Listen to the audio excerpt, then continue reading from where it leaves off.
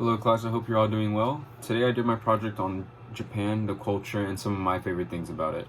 So starting off, I wanted to ask, who here has been to Japan or wishes to travel to Japan? Japan is actually one of the most traveled countries in the world, and more than 30 million people visit per year, while most of the tourists who visit say it's a life-changing experience.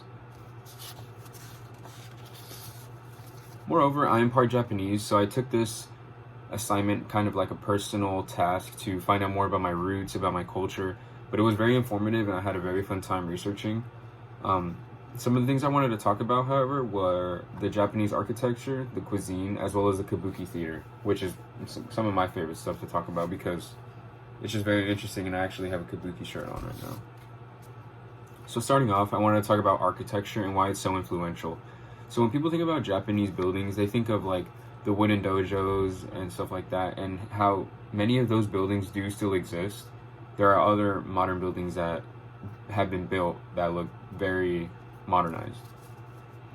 Starting off with the early buildings, due to the surplus of timber in Japan, many of the early buildings and houses were built out of timber, and they were very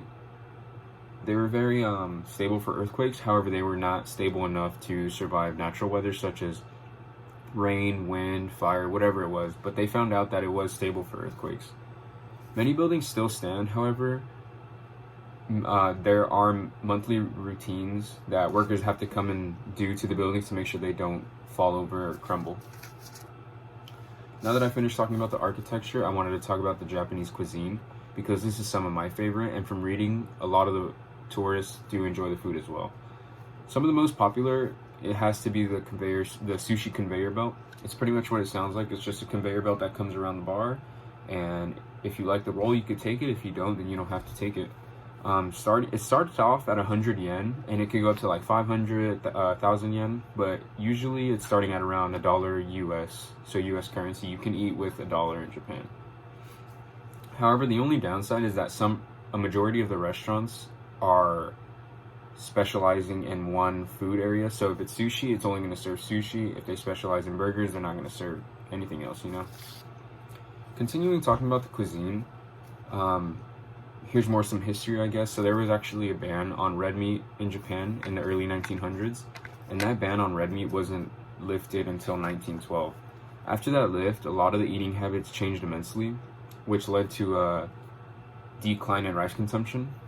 I actually have a statistic here stated by a Japanese food blog. Before World War II, the average rice consumption was 330 grams per person. After the lift of the ban, it fell to 165 grams per person.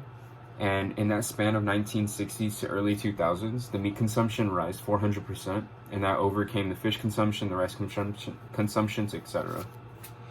Now that I'm done talking about the cuisine, I wanted to talk about my favorite, which is the Kabuki theater. There are many different plays, many different characters, but it all falls under kind of like the Kabuki theater category. The most popular character, I would have to say, is Hanya. Hanya is a woman who has fallen in love with their partner, but then later down the line they're betrayed. And once they're betrayed, they're given like a very scary mask, and that very scary mask is what they're portrayed as throughout the entire play, and that mask is called Hanya. According to bloggers, there's actually 3 different stages of the Henya mask. If you look it up, it's a very scary figure. I'll have a clip here inserted. But there's 3 stages. It goes from white Henya, red Henya, to black Henya. White Henya being the purest, she's most calm, most poised, the most elegant. Red is while she's infuriated, but she has some composure. And black is to be said her scariest phase, and she will actually eat people for grudge. So that's what some people are saying.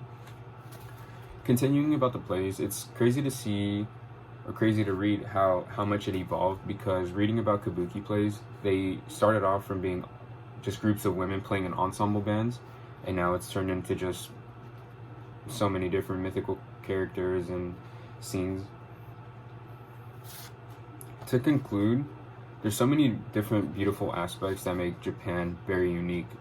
They have so many different expertises, such as talked about the architecture, the Kabuki theater, and their cuisine. They have it all down to a T. Now, who would love to visit Japan, and what would be the first thing you check out?